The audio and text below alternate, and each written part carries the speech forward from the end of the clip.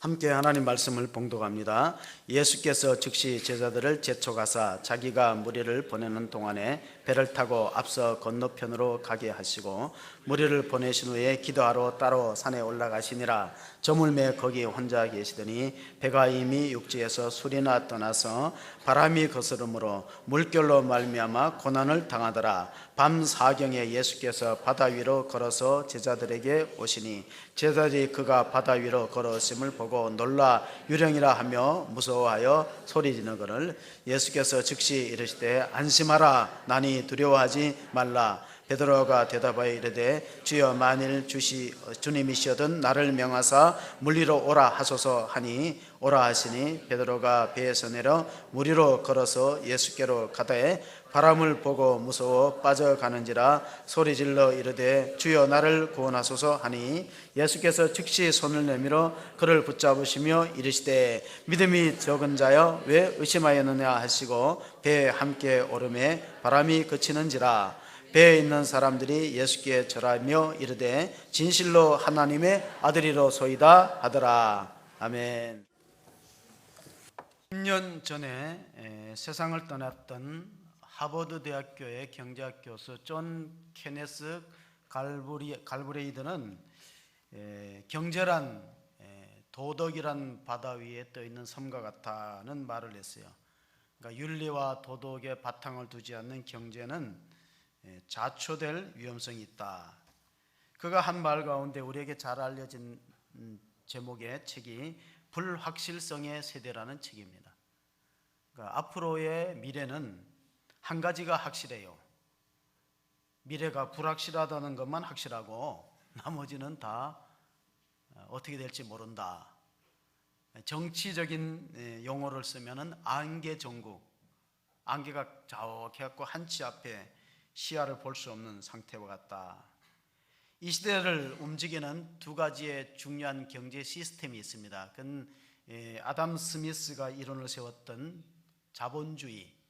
자본주의 경제에서는 나의 소유가 중요하고 개인의 자유와 경쟁 원리에 따라서 경제가 움직이는 겁니다. 또 하나는 칼 막스에 의한 사회주의 제도가 있어요. 이거는 개인의 자유는 제한하더라도 공통된 분배 정의를 실현해서 이 사회주의의 목표는 나의 것이 아니에요. 우리의 것, 우리가 함께 잘 사는 우리의 것의 목표는 이제 유럽은 이제 좌파 정권, 우파 정권 이렇게 같이 이렇게 교대로 움직이면서 유럽을 이끌어가는 걸 볼 수 있는데 하나님이 지향하는 경제는 자도우도 아닙니다. 나의 것과 우리 것이 중요한 게 아니고 하나님의 것이 중요해요. 구약 성경에 보면은 금도 내 것이요 은도 내 것이요 하는 말씀이 있습니다. 유대인들이 성경 다음으로 많이 있는 그 탈무드에는 이런 내용이 나옵니다.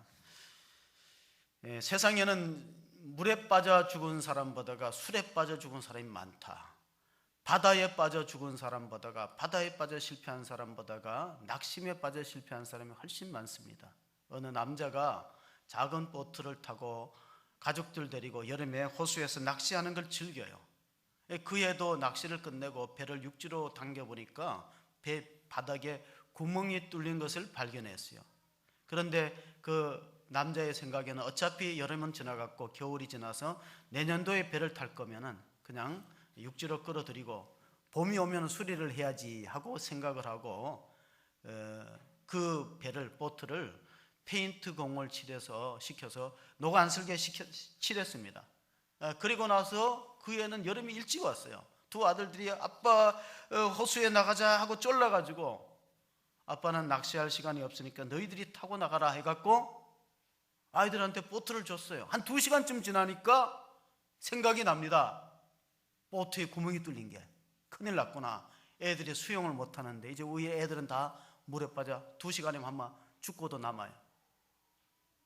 그래서 사람을 구조대원을 찾으려고 호수로 가서 우리 아이들을 건져야 되겠다고 불이 났게 가보니까 두 아들들이 보트를 육지로 끌고 안전한 거예요.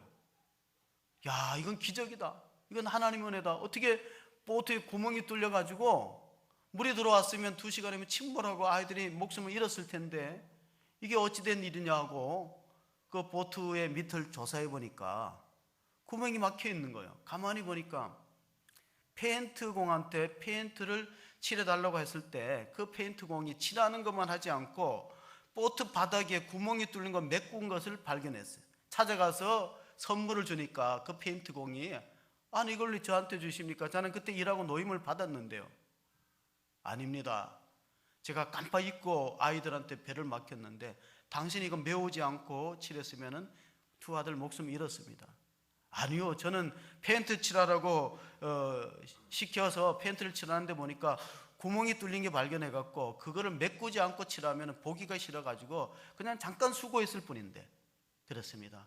잠깐 수고하고 남을 생각했던 것이 생명을 살리는 거예요. 지금 대한민국이라는 배는 심히 흔들리고 자초될 만큼 어려운 위기를 겪고 있습니다. 희망이 어디 있을까? 희망은 우리 국민들에게 있다는 것을 생각합니다. 성실하고 자기 일을 꼼꼼하게 책임을 지고 하는 국민들에게 희망이 있습니다. 우리나라에 15년간 머무르고 기자를 했던 영국 기자가 대한민국을 이렇게 평가했어요. 대한민국은 평균 IQ가 높다는 거예요. 저도 이렇게 보니까 우리 대한민국 사람들 참 머리가 좋은 것 같아요. 저는 목회를 하니까 사람들을 많이 이렇게 대하는데 보면 다 저보다 머리가 좋은 것 같아요. 머리가 좋으신 것 같은 걸 느끼고, 또 하나는 우리나라 문맹률이 1%입니다. 세계 어느 나라에 글을 모르는 사람이 1%밖에 안 돼요. 미국도 1% 안 됩니다. 지금 미국하고 전쟁을 전면전으로 붙어갖고 3일 이상 버틸 수 있는 나라가 8개국이 있어요. 그러니까 전면전을 붙었을 때 3일을 버틸 수 있는 나라가 8개국인데 세계 많은 나라 중에 그 중에 대한민국이 들어갑니다. 놀라지도 않네요. 그리고 유럽에서 통계를 냈어요. 유럽에서 통계를 냈는데 여성 미모, 세계 여성 미모 1위가 대한민국입니다. 요즘 사람들은 다 이쁜 것 같아요. 요즘 20대, 30대들은 다 이뻐요. 제가 요즘에 태어났더라 했으면 하는 생각도 가끔 해요, 가끔. 불꽃 같은 눈동자로 저를 지금 째려보시는 분이 한 분 계세요. 미국의 골프, 프로 골프 1등에서 100등까지 뽑으면 대한민국 여성이 30명 들어가요. 이런 나라 있습니까? 대한민국 여성이 1등에서 100등까지 상위 랭크에 30명 들어가고 인터넷 TV 이 망이 이 인프라가 가장 잘 구축된 나라가 대한민국이에요. 미국의 인류대학교, 미국의 가장 아이브리그 대학교에서 우등생이 많은 나라가 대한민국 1등, 이스라엘이 2등, 독일이 3등이에요. 그러니까 우리 학생들이 갖고 다 우등생을 휩쓴다고 보면 돼요. 또 하나 놀라운 것은 일본이 그 세계 정복의 야욕을 가지고 중국, 대한민국을 다 지배했을 때 중국에는 남경학살을 비롯해서 3,200만 명이 죽었어요. 3,200. 인구도 많지만 3,200만. 우리나라는 한 3만 2천 명이 학살당했어요. 그런데 중국 우리나라보다 1000배나 많이 국민들이 죽었는데 일본의 고위층을 위해서 총 쏜 사람이 별로 없어요. 그래서 중국에는 안중근 의사를 왜 위대하게 보냐면요, 안중근 의사 한 사람 때문에 대한민국의 청년들의 기계가 살아있다. 우리는 일제에 그렇게 억압과 수탈과 학살을 당하면서 젊은이들이 그걸 일어서서 대항하는 사람이 별로 없는데 안중근 조선의 젊은이는 이토 히롱범의 심장을 향해서 총을 쏘는 기계가 살아있는 민족이다. 안중근, 이봉창, 윤봉길, 나석조 다 고위층을 향해서 총을 쏘거나 폭탄을 던졌는데 중국에는 그런 사람이 없다는 거예요. 대한민국은 IT 강국이기도 하지만은 세계에서 IMF를 가장 단시간에 극복한 저력이 있는 민족이다. 그런데 지금 우리는 심한 낙담에 빠져 있고 어려움을 겪고 있습니다. 신문의 보도를 보니까 대한민국 국민 전체가 지금 화병에 걸렸다. 화병에 걸리면 밤에 잠이 잘 안 와요.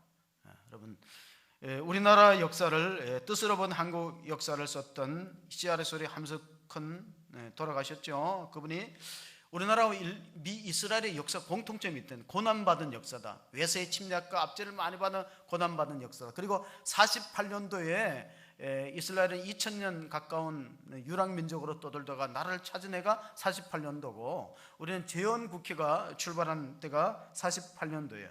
그리고 또 하나 공통점은 이스라엘 민족은 세계 많은 민족 가운데서 이 하나님의 말씀을 전하는, 말하자면 하나님이 살아계심을 증거한 민족이고, 우리도 지금 대한민국이 이렇게 민주화 경제의 두 마리 토끼를 잡은 것은 세계 경이적인 기적이다. 하나님이 함께 하셨다. 그렇게 평가합니다. 문제는 이스라엘 민족이 광야 시대에는 율법을 잘 지키고 고난받을 때는 하나님을 잘 믿었는데 가나안 땅에 들어가서 영적으로 타락하고 신앙이 나태해졌어요.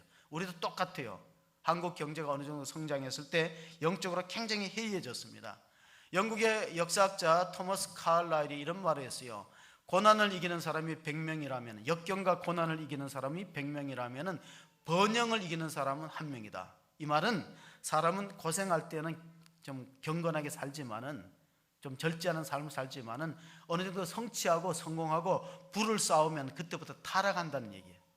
오늘 예수님이 풍랑을 만났던 제자들의 사건을 우리가 읽어보기 전에 그 14장 바로 앞에 있었던 사건, 우리가 20절 21절 읽어보면은요, 어떤 일이 있었냐면은요, 오병이의 기적이 있은 다음에 풍랑을 만났습니다.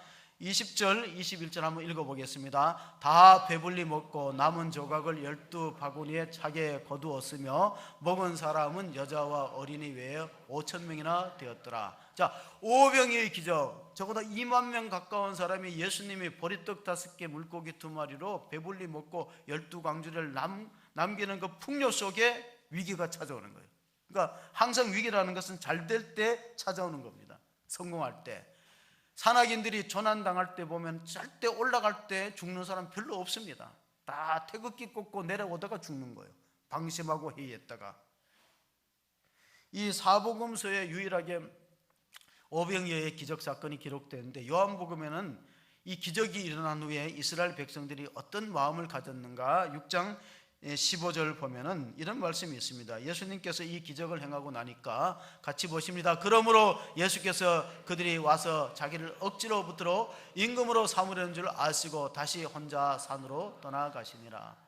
인기가 절정에 달았어요. 우리의 왕이 되어주세요. 우리 임금이 되어서 경제 문제 배불리 먹고 우리나라를 맡기고 싶습니다 했지만 예수님은 인기에 연연하지 않고 깊은 산에 혼자 하나님을 만나려고, 22절에 보면 예수께서 즉시 제자들을 제쳐가서 자기가 무리를 보내는 동안에 배를 타고 앞서 건너편으로 가게 하시고, 오늘 본문의 시작은 예수님이 제자를 배 태워서 갈릴리 바다를 건너편으로 가게 하시고 보내는 어떻게 하시는가. 23절을 한번 같이 봅니다. 무리를 보내신 후에 기도하러 따라 산에 올라가시니라. 저물매 거기 혼자 계시더니. 이 성공하는 리더의 특징이 혼자 하나님을 대면하는 시간이 있어요. 다른 걸 대면하면 실패합니다. 하나님의 음성을 듣고 하나님을 대면하는 시간을 가져야 이게 영적 리더십이 생기는데, 가만히 보세요. 오늘 22절하고 23절 본문을 비교해 보면은 22절에는 무리가 나와요. 그리고 23절에는 22절에는 제자가 나오고 23절에는 무리가 나와요. 자, 22절에 제자들은 배 타고 보내고 23절에 무리를 떠나서 홀로 산으로 기도하러 가셨어요. 그 무리와 제자는 뭐냐? 무리는 예수님이 성공하고 유리할 때 붙는 사람이 무리고, 제자는 예수님이 고난당하고 힘들었을 때도 곁에 있는 사람이 제자예요. 자, 여러분의 신앙을 한번 점검해 보세요. 나는 예수님 앞에 제자의 신앙인가 무리의 신앙인가? 그래서 여러분, 교회가 10,000명, 5,000명 대형교회를 자랑할 한 개도 없습니다. 한번 바람 불면은 무리들은 다 떠나가요. 제자만 남습니다. 예수님이 왜 예수님의 사역의 초점을 12제자에게 맞췄을까? 예수님이 죽는 자리에 함께 갈 수 있는 사람이 제자고. 여러분, 힘들어 보세요. 다 핑계대고 다 떠나가지. 아무리 평소에 잘해줘도 위기를 만나면 다 떠나갑니다. 예수님과 함께 감옥에 가도 좋고 죽는데도 가는 사람 12명만 있으면은 그 대단한 목회예요. 12명 중에 한 명은 결국 배신하고 예수님을 팔고 가룟 유다는 스스로 죽었어요.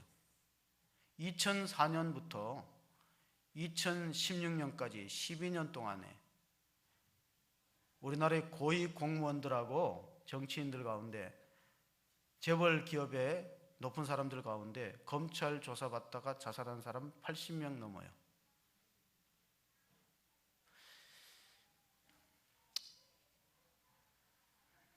우리는 4월 달에 성완종 회장이 목숨을 끊은 걸 알아요. 자, 왜 이렇게 되느냐? 어떤 미국의 목회자가 이런 책을 써요. 팬이냐 제자냐, 팬이냐 제자냐. 예수님이 기적을 행하고 오병이의 역사를 일으킬 때 수만의 무리가 따랐는데 팬들이 화도하고 우리의 왕이 되어주세요. 그래서 예수님 십자가 지고 어려움을 당하면 다 사라지고 12제자도 뿔뿔이 흩어질 위기에 놓여 있어요. 그래서 12제자를 보면은 한 사람은 팔았고 사도 요한만 밤모섬에 기양살이 가서 90세를 넘도록 살았고 나머지는 다 순교의 제물이 됐어요. 다 죽었습니다. 중국의 춘추 전국시대에 한 병사가 적의 화살을 맞고 쓰러진 적이 있어요. 전쟁이 승리로 끝나고 났을 때 장군이 다친 사람들을 잘 돌보니까 한 병사가 다리가 골마 있는 걸 봤어요. 가만히 보니까 적의 화살을 맞아가지고 그게 제때 치료가 안 돼서 다리가 골마 있어요. 장군이 무릎을 꿇고 엎드려갖고 그 병사의 고름을 입으로 빨아 뱉어냈어요. 그리고 그는 상처가 더 이상 번지지 않고 다리를 정상적으로 작동하고 움직일 수 있는 그런 치료가 되었어요. 그런데 이 소식을 엄마가 들었어요. 엄마가 대뜸 하는 말이 뭐냐면은 이제 내 아들은 죽었다 그랬어요. 아니 살았는데, 병을 고쳤는데. 그럼 생각해 보세요. 왜 엄마가 아휴 이제 내 아들 죽었구나 했을까요? 다음 전쟁 때 그 병사는 장군을 위해서 가장 앞장서서 목숨을 걸고 싸우다가 전사할 거다 하고 엄마가 내다본 거예요.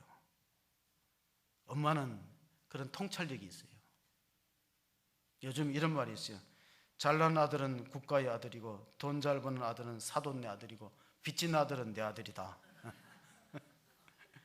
잘난 아들은 국가의, 이제 우리 아들 죽었구나.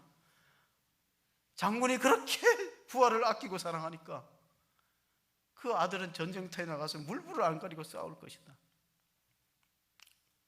그런 리더십이 그리워지는 시대에 살고 있습니다. 17세기입니다. 영국 사람들 축구 되게 좋아합니다. 스코틀랜드하고 아일랜드가 잉글랜드하고 스코틀랜드하고 축구 시합을 하는데 킹스턴 경이 관람을 했어요. 근데 선수들끼리 사소하게 시비가 붙어갖고 싸우는데, 운동장에서 싸우는데 관중석들이, 잉글랜드, 스코틀랜드 관중석들이 같이 흥분했어요. 이제 큰 사고가, 불상자가 생기게 됐을 때 킹스턴 경이 일어나서 한마디 했어요. 여러분 내 말 좀 들어보세요. 우리는 한 배를 탔습니다. 우리는 한 배를 탔는데 이 배를 절대 침몰시키면 안 됩니다. 여러분 이성을 되찾으십시오. 그래서 생긴 말이 우리가 한 배를 탔다는 말이 영어로 배가 ship이에요. SHIP. 그래서 거기서 생긴 말이 뭐냐면 스포츠맨십이에요. 17세기에 생겼어요. 자, 스포츠맨십이 생기고 나서는 요즘에 끄떡하면 거기다 갖다 붙여요. 리더십, 팔로우십, 헤드십이라는 게 헤드십. 헤드십과 리더십의 차이가 뭐냐? 헤드십은 높은 지위와 권력을 가지고 명령하는 거예요. 그러니까 헤드십을 가진 사람은 배에 함께 타지 않아도 돼요. 우리가 뉴스 보면은 중요한 시간대에 중요한 뉴스를 헤드라인 뉴스라고 불러요. 9시 같은 경우에. 그러면 헤드십은 뭐냐? 가장 높은 중요한 자리에 있는 사람이 어떤 결정과 명령을 하부한테 하는 걸 헤드십이라고 해요. 헤드십에 있는 사람은 배 밖에 있어도 돼요. 근데 리더십은 달라요. 리더십은 반드시 배 안에 들어와서 함께 같이 배 안에 있는 사람들과 함께 운명을 같이 나누는 사람이 리더십이에요. 오늘 예수님은 첫 번째는 배 밖에서 명령하셨어요. 오라! 그렇게 명령하셨지만 예수님의 최종적인 궁극적인 목적은 배에 함께 오르는 거예요. 14장 32절에 보시면요, 예수님이 풍랑이 있는 배에 함께 오르셨습니다. 배에 함께 오르며 바람이 그치는지라.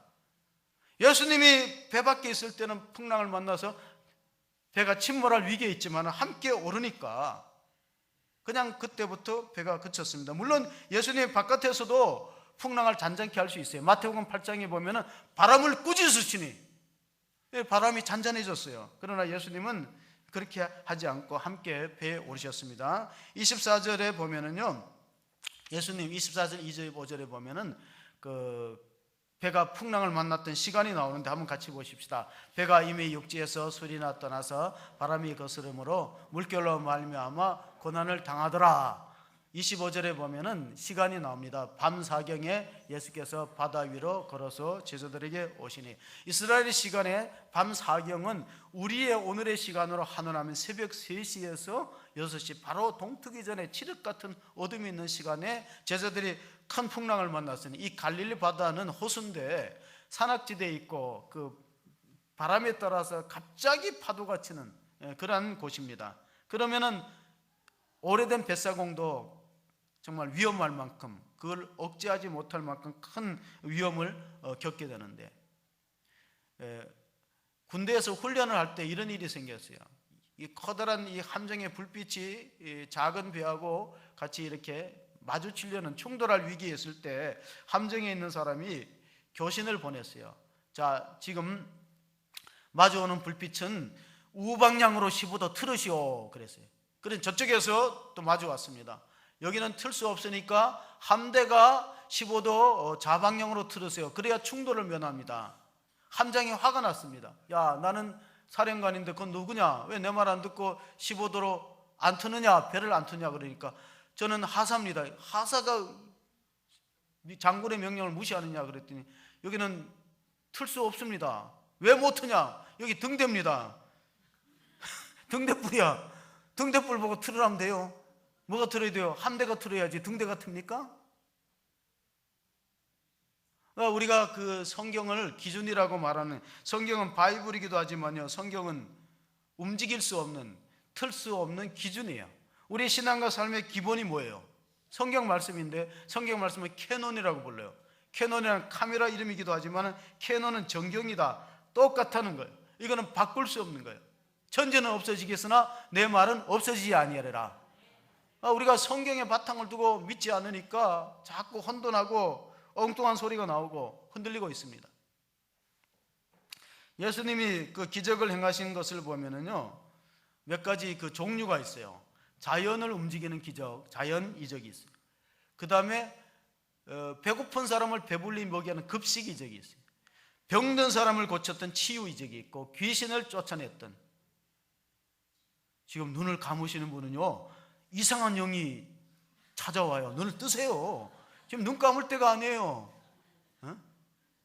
잘 보세요. 예수님이 행하신 기적이, 치유 이적이 가장 많아요. 병 고치는 이적. 그렇지만 귀신도 쫓아내는 이적이 있었어요. 자, 성경에 보면 많은 이적이 있지만은 베드로만 유일하게 물리를 걸었어요. 모세는 홍해를 갈랐다고 하지만 사실 어느 정도 갈라진 뒤에 들어갔겠죠. 물 위를 걸으려는 생각을 하지 않았을 거예요. 여호수아는 요단강을 갈랐지만은 제사장이 앞서서 법궤를 메고 앞장서 갈라진 다음에 들어갔잖아요. 물이 그냥 넘실넘실 거리는 데를 뛰어들었던 유일한 사람은 누구예요?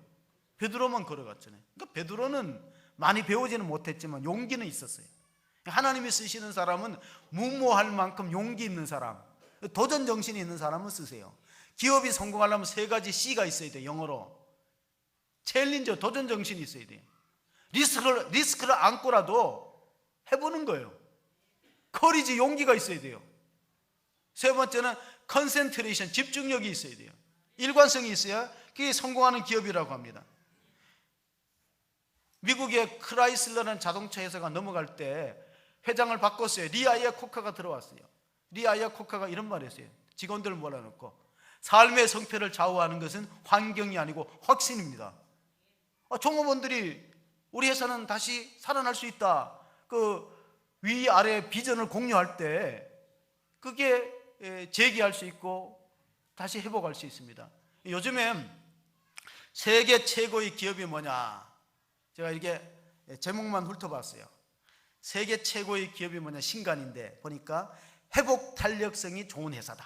리스크를 안았더라도 주저하지 말고 다시 일어나서 회복이 잘 되는 그런 회사, 그런 기업도 국가가 돼야지. 한번 무너지면 낙심하고 좌절해서는 안 된다는 것입니다. 오늘 예수님께서 베드로에게 이렇게 말했어요. 오라! 오라 하니까 베드로가 걸어갔지요. 그러니까 어떤 분이 믿음이 좋은 사람이 기도원에 가서 기도를 하다가 내려오는데 여름철이라서 강물이 불어났는데 이 베드로가 물 위를 걸은 기적이 생각이 나니까 자기도 그만한 믿음이 있어요. 뭐 신학생 때 얼마나 믿음이 충만합니까? 그래서 야, 내가 한번 걸어봐야 되겠지 하고 그냥 주여 믿습니다를 100번 외치고 주여 믿습니다, 주여 믿습니다. 베드로가 물 위로 걸었듯이 나도 물 위로 걸을 것을 믿고 걷습니다 하고 풍덩 걸었다가 빠졌어. 옆에 있는 사람들 보고 살려달라 그러니까 건져놨더니 창피하기도 하니까 하나님께 물어봤대요. 하나님, 베드로는 걸었는데 왜 나는 안 됩니까? 그랬더니 하나님이 마음속에 음성을 들려주더래. 성경을 자세히 읽어봐라. 베드로는 예수님이 오라 할 때 걸었지. 근데 너는 오라 하지도 않는데 네 마음대로 걸었지. 지가 하나님이 시키지도 않은데 자기가 자기 영광과 과시를 하려고 하니까 실패하지. 물에 빠지지. 하나님이 오라 그러면 책임집니다. 여러분 오라 그러셨잖아요. 너 예수 믿으라 오라. 하나님 우리를 부르시는 오라는 것을 이제 신학적인 말로 콜링이라. 콜링. 그리고 신학생들이 면접을 봅니다. 신대원에 입학을 하면 그때 가장 면접관이 가장 중요하게 보는 게 이 학생이 이 신학을 지원하고 목회를 하는 학생에게 센스 오브 콜링 그걸 점검하는. 센스 오브 콜링이 뭐냐면 소명감이 있는가 하는 걸 알아요. 그러니까 성경을 얼마나 더 알고 영어를 얼마나 더 잘하는가 이걸로 뽑으면 안 돼요. 신학생을. 그 머리예요, 머리. 이런 신학생을 뽑아놓으면 힘들면 다 간둬버리고 안 하고 이상해지는 거예요. 그러면 그 가슴에 센스 오브 콜링, 하나님의 소명감이 있는가, 하나님 나를 불렀는 걸 확신하는가. 그걸 불렀는 걸 확신하면 그 다음에 하나님 책임지시잖아요. 하나님 불러놓고 방치하고 내몰라라 하는 경우는 없어요. 하나님 부르신 사람은 반드시 책임집니다. 여러분을 부르시면 하나님이 책임져요. 하늘에 나는 새를 보라, 들에 피는 백합화를 보라. 하나님 다 입히고 먹이지 않느냐. 왜 염려하느냐. 믿음이 적은 자들아. 이거는 이방 백성들이 찾는 거지. 믿음이 적은 자들아. 믿음이 없는 자가 아니라는 거예요. 믿음이 없는 자하고 믿음이 적은 자를 잘 구분하셔야 돼요. 믿음이 없는 자는 기도 안 합니다. 믿음이 있기 때문에 기도합니다. 그런데 문제는 믿음이 적은 자들은 기도하고 결과를 안 믿어요. 응답되면 자기가 놀라. 야, 진짜 기도가 응답되네. 믿음이 적은 거예요. 이제 베드로가 걷다가 환경을 바라봤어요. 바람과 풍랑을 봤습니다. 아마 그 배 안에 있던 사람들이, 시기심이 많은 사람들이, 도마 같은 의심 많은 사람이 이렇게 했을까. 베드로가 걸어갈 때 예수님을 딱 바라보고 걸어가는데 배 안에 있는 도마가 좀 질투심이 생기잖아요. 야, 우리는 못 따는데, 우리는 용기를 내어서 못 걷는데 저 베드로는 걷네. 그러니까 한마디 했을 거야. 성경에는 없어요. 야, 옆에 파도 좀 봐라. 파도 좀 봐라. 파도 보니까 확 빠져들어가잖아요. 그러니까 옆에 동료를 잘 만나야 돼. 꼭 이상한 사람들이 있어요. 기적이 일어나려 하면 초치는 사람들. 에이, 그게 되나? 그렇게 한다고 되나? 초치는 사람들 말 들으면 안 돼. 그러니까 바람과 파도를 보니까 빠져들어가잖아요. 근데 예수님께서 손을 내밀었어요. 31절을 한번 읽어보겠습니다. 31절 같이 읽습니다. 14장 31절입니다. 예수께서 즉시 손을 내밀어 가라사. 이 믿음이 적은 자요. 이 죽이 맞았는데 왜 저런 게 나오는지 몰라. 죽이 안 맞으면 밥이라도 되든지. 뭐 예수께서 즉시 손을 내밀어 그를 붙잡으시면 이르시되 믿음이 적은 자 왜 의심했느냐. 믿음이 없으면 그럴 생각 안 했겠죠. 근데 지속적인 믿음이 없다. 일관성이 없다는 거야. 믿었다가 의심했다가 믿었다가 의심했다가 이런 게 얼마나 많아요. 구원이란 게 뭐냐. 찰스 스펄전이라는 영국의 설교가가, 찰스 스펄전은 구원은 내가 주님의 손을 붙드는 게 아니고 주님이 손을 내밀어서 우리를 붙들어 주는 거래요. 내가 손을 붙들면 놓칠 가능성이 많습니다. 흑인 인권 운동을 했던 마틴 루터 킹 목사가 즐겨 불렀던 복음성가가 있어요. 주님여 이 손을 꼭 잡고 가소서. 폭풍의 흑암 속 빛으로 날 인도하소서. 주님여 이 손을 꼭 잡고 가소서. 인생이 힘들고 고난이 겹칠 때 주님여 날 도와주소서. 외치는 이 소리 주님 귀 기울이시사, 뭐 이런 가사로 되어 있습니다. 우리도 찬송가 가운데 보면 전부여 의지 없어서 손 들고 옵니다. 그러니까 구원이라는 것은 주님으로부터 시작되는 겁니다. 여기서 구원은 강범이에요. 자, 물에 빠진 사람이 건짐받는 것도 구원이고, 병에서 고침받는 것도 구원이고, 포로된 사람이 자유를 얻는 것도 구원이라는 포괄적 개념을 쓰지만은 엄밀한 의미에서 구원은 뭐냐? 우리가 그 찬양팀과 같이 찬양을 불렀어요. 엄밀한 의미에서 구원은 죄와 사망으로부터 구원이에요. 죄와 사망으로부터 해방되고 하나님의 자녀로 우리가 신분이 바뀌게 되고 영생을 얻고 사탄의 지배를 안 받는 거, 사탄으로부터 해방되는 것이 구원인 줄 믿으시기 바랍니다. 이 잘못된 영의 지배를 받으면 나라 전체가 흔들리잖아요. 얼마나 위험한 겁니까? 사도행전 12장에 보면요, 초대교회 핍박이 일어나갖고 야고보 사도가 칼로 첫 번째, 사도 중에는 첫 번째 순교자가 됩니다. 최초의 순교자는 스데반 집사지만은 12제자 중에는 사도행전 12장에 야고보가 죽고 헤로드 왕이 신이 나갖고 베드로 맞아 죽이려고 감옥에 가뒀어요. 교회는 열심히 기도했어요. 베드로가 살아나게 될, 베드로가 죽으면 이 교회가 흔들립니다. 목자가 죽으면 양떼가 다 흩어집니다 했는데 하나님이 기적적으로 잠든 베드로를 이제 내일이면 사형당할 건데 깨웠어요. 철문을 열고 문을 다 열고 천사가 깨워가지고 드디어 이제 베드로가 모여 기도하는 집에 찾아갔고 문을 두드리니까 로데라는 이름을 가진 여자아이가 나왔어요. 베드로네.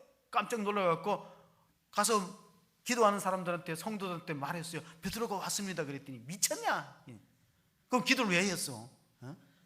그 성경 읽어보세요. 미쳤다 그래서 여자아이, 너 미쳤냐? 베드로가 온 게 아니고 베드로 영혼이 왔다. 베드로는 그 감옥 첩첩이 파수꾼이 있고 철문이 닫혔는데 그거 어떻게 빠져나오느냐?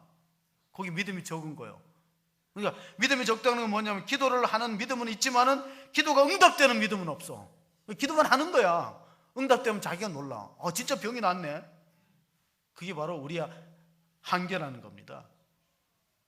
자, 풍랑을 만났던 위기가 우리에게 몇 가지 주는 교훈이 있어요. 첫째는 뭐냐면은 위기를 만날 때 하나님 기적을 주십니다. 위기가 없을 땐 절대 기적이 없어요. 홍해가 가로막혀 있고 뒤에 애국 군대가 추격할 때 홍해가 갈라지는 기적이 있었어요. 베세다 강야에서 먹을 거 다 떨어지고 사러 갈 데도 없고 돈도 없어요. 그때 오병이의 기적이 있었어요. 기적은 위기일 때 기적을 체험하는 기회가 됩니다. 파스칼이라는 물리학자가 유명한 말을 했습니다. 팡세에다가 기적이 없으면 나 절대 예수 안 믿는다. 기적이 없으면 왜 하나님을 믿느냐? 여러분 삶에 얼만큼 기적을 기대합니까? 마가복음 16장 18절에 보면요, 마가복음 끝에 나오는 말씀인데요, 그 믿는 자들에게 이런 표적을 따른데 이런 내용이 있습니다. 같이 봅니다. 뱀을 집어올리며 무슨 독을 마실지라도 해를 받지 아니하며 병든 사람에게 손을 얹은즉 나으리라 하시더라. 공산당이, 문화혁명 때 공산당이 중국에서 기독교인들 엄청나게 핍박했을 때 한 마을에 크리스찬을 그렇게 핍박했던 공산당 간부가 이 성경을 어떻게 봤는가 뺏어서 읽었어. 예수 믿는 사람은 이런 표적이 따르니 독을 먹어도 안 죽는다. 그럼 너 한번 마셔봐라. 핍박하다가 불러다 놓고 때리다가 독극물을 마시게 했어요. 이거 먹으면 그 자리에 다 죽는 건데 어떻게 해요? 이래도 죽고 저래도 죽을 판이니까 크리스찬이 믿음으로 아멘 주여 믿습니다 마셨는데 멀쩡했어. 간부가 회개했어요. 야, 하나님 진짜 살아계시는 간부가 회개하고 그 마을이 다 교인이 되었다는 실제 있었던 일이 있어요. 실제 일에. 이런 일들이 있는 거예요. 왜냐하면 핍박하는 가운데 위기의 기적이 나타난다. 독일에서 유학을 마치고 목회지를 구했던 어떤 목사님이 중국의 나한자촌에 들어가서 진짜 나한 자들 손을 얻어서 나았던 기록들을 제가 간증을 읽고 그때 감동받고 정말 많은 이제 울었던 그 기억이 있는데 독일에서 유학을 마치고 좋은 목회지를 놔두고 선교사로 중국의 나한자촌에 들어간 사람이 있어요. 요나서를 보면요, 요나가 선교의 사명을 거부하고 물고기 뱃속에 들어가 풍랑을 만났던 사건 가운데 요나서 2장 4절에 보면 그가 무엇을 바라봤는가 같이 봅니다. 내가 말하기를 내가 주의 목전에서 쫓겨났을지라도 다시 주의 성전을 바라보겠나이다 하였나이다. 요나가 새롭게 물고기 뱃속에서 회개했던 것은 교회의 중요성이, 주님을 바라보고 성전을 바라봐야 내 사명을 다시 한번 일깨웠습니다. 히브리서 12장 2절에 보면 이런 말씀이 기록되어 있습니다. 같이 한번 읽습니다. 믿음의 주여 또 온전하게 하시는 이인 예수를 바라보자. 그는 그 앞에 있는 기쁨을 위하여 십자가를 참으사 부끄러움을 개의치 아니하시더니 하나님 보좌 우편에 앉으셨느니라. 끝까지 지속적으로 주님을 바라보는 믿음이 큰 믿음인데 세상 보다가 자기를 바라보니까 자꾸 낙심합니다. 예수님께서 부활하시면서 500여 현재에게 일시의 부활의 모습을 승천하시면서 보여줬으니까 500명한테 부탁을 했어요. 기도 좀 하라고. 한 곳에 모여서 기도하라 그랬는데 마가의 다락방에는 500명이 다 남지 않았어요. 120명이 남았어요. 380명은 중간에 다 갔어. 첫날 하다가 가고, 둘째 날 하다가 응답 없다 가고, 셋째 날 하다가 다 빠지고, 열흘 동안 오순절날 성령 강림 방언의 은사를 받기까지 끝까지 남은 사람 몇 명이라고요? 120명, 380명 갔어. 여러분, 이번 부흥 집회 5번인데 5번은 다 참석할 수 있겠죠? 여기서만 아멘 안 해. 어떤 만화에, 신문 만화에 이런 이제 광고가 나왔어요. 신문 만화에 살 빼는 약 광고가 있어. 한 아주머니, 좀 뚱뚱하신 아주머니가 약국에 갖고 살 빼는 약을 주세요 하니까 약을 한 통 주니까 하루에 몇 알씩 먹어요. 그래 물어보니까 아주머니 이거는 하루에 몇 알 먹는 그런 약이 아니에요. 그럼 뭔 약이냐니까 이건 아침에 일어나자마자 약을 방바닥에 다 쏟아야 돼요. 그리고 다 주워서 다시 담아야 돼. 쭈그리고 앉아서. 그리고 다시 쏟는 거예요. 그렇게 하고 쏟고 다시 담고 이렇게 움직이다 보면 살 빠져요. 먹는 약이 아니에요. 그 밑에, 그 약병 밑에 글씨를 읽어보세요. 그랬더니 글씨에 이렇게 됐어요. 약은 약사에게, 살은 각자 빼자. 쉽게 약 매달 먹어갖고 빼려는 생각을 버리라는 거예요. 뭔가 자기가 좀 땀 흘리고 일관성 있게 하지 않고, 우리는 뭘 하면은 조금만 힘들면 안 해버리고, 이래서 안 하고 저래서 안 해. 그래서 이 위기라는 것은 기적을 경험하는 기회도 되지만 자기의 믿음을 점검하는 기회도 돼요. 내 믿음이 어디만 있으냐. 오늘 마지막 절에 보면요, 이 믿음은 결국은 그 제자들로 하여금 예수가 어떤 분이라는 걸 확인시키는 사건이었어요. 마태복음 14장 33절, 풍랑을 잔잔케 하시는 후에 제자들이 이구동성으로 이렇게 말했어요. 같이 봅니다. 배에 있는 사람들이 예수께 절하며 이르되 진실로 하나님의 아들이로소이다 하더라. 하나님의 아들인 줄 알고 따랐지만 따르면서도 의심이 생겨요. 교회도 그런 교인들이 많아요. 교회 다니고 예수 믿으면 구원을 받는 줄 알면서도 자꾸 의심이 생겨. 제자들도 똑같아요. 다니게는 다녀. 그런데 진실로 예수님은 하나님의 아들이었구나, 그제서야 기적을 본다며 고백을 합니다.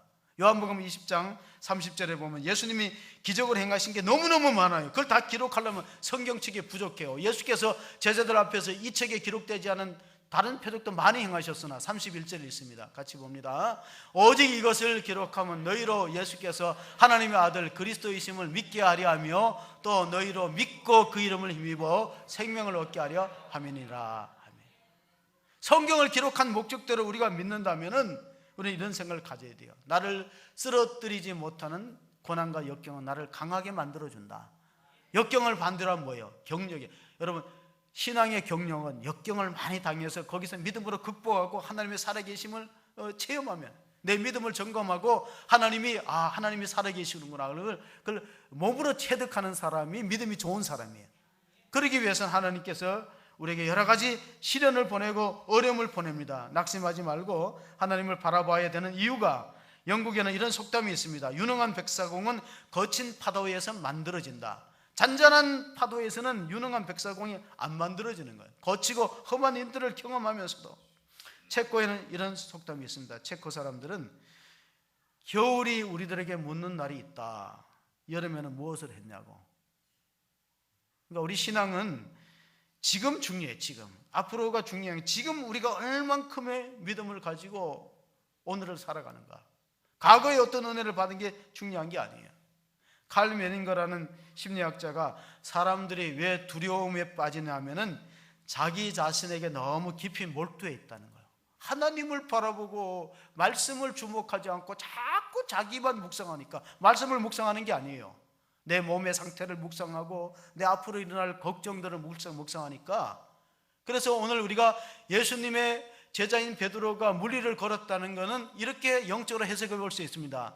내가 문제를 머리에 안고 살아가는 신앙을 살겠느냐, 문제를 밟고 일어서서 문제를 무릎 밑으로 내리고 문제 위에 서서 하나님을 바라볼 것인가를 결정하라는 것입니다. 여러분은 문제를 머리에 이고 고민하고 걱정하고 밤에 잠 못 자고 그런 신앙으로 살겠습니까? 아니면 문제를 무리를 밟듯이 걷듯이 문제 위에 서서 하나님을 바라볼 것입니까? 우리가 인생을 어떻게 살아갈 것인가를 우리가 한번 잘 보시고, 예수님은 우리에게 초자연적인 삶을 살라고 부르셨어요. 예수님의 제자들을 부르신 비전은 크게 두 가지입니다. 하나는 우리가 예수님을 닮아가는 거, 성품이. 두 번째는 예수님을 전파하는 거. 이걸 잊지 마세요. 예수를 믿는다는 건 뭐냐? 우리가 예수님을 얼마큼 닮았는가? 예수 믿는다는 건 또 어떤 비전이 있는가? 우리가 예수님을 얼마나 많이 전도했는가? 그것이 하나님이 우리에게 물어보는 중요한 사명입니다. 예레미야 선지자를 눈물의 선지자라고 불렀어요. 그는 이스라엘 민족들에게 우리가 바벨론 포로로서 붙들려가서 나라를 잃고 절망 가운데 있지만 궁극적인 하나님의 목적은 희망이다. 궁극적으로 하나님이 바라시는 것은 이 위기를 통해서 하나님을 경험하고 우리의 믿음을 점검해보고 우리의 신앙이 지금 어느 위치에 있는가를 테스트해보고, 그리고 결국은 우리가 하나님이 주시는 희망을 붙들어야 된다. 그 말씀은 예레미야서 29장 11절부터 이렇게 13절까지 말씀합니다. 여호와의 말씀이니라. 너희를 향한 나의 생각을 내가 아나니 평안이요 재앙이 아니니라.